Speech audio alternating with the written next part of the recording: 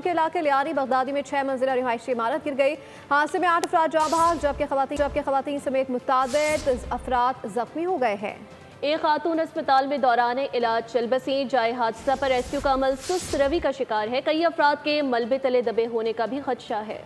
लियारी में रिहायशी इमारत जमींबोस, मलबे तले दबकर कई अफराद जाँ बहक, खवातीन समेत मुताद्दिद जख्मी। हादसा सुबह 9:45 पर पेश आया। मोबाइल फोन सर्विस बंद होने से रेस्क्यू इदारों को ताखीर से इत्तला मिली। इमारत मुनहदिम होने से कई अफराद मलबे तले दब गए। लाशों और जख्मियों को सिविल अस्पताल मुंतकिल किया गया। Q1122 के मुताबिक वाक़े की इत्तला मिलते ही urban search and rescue team जाए वक़ुआ पर पहुंची। तंग गलियों और रास्ते बंद होने की वजह से हैवी मशीनरी को जाए हादसा तक पहुंचने में शदीद मुश्किलात पेश आईं। हुजूम, रास्तों की बंदिश और मोबाइल नेटवर्क न होने के बायस रेस्क्यू ऑपरेशन सुस्त रवि का शिकार हुआ। रेस्क्यू इदारों ने इमारत से मुत्तसिल 2 खस्ता हाल इमारतों को भी खाली करा लिया। उधर पाकिस्तान रेंजर्स सिंध के जवान भी रेस्क्यू ऑपरेशन में पेश रहे।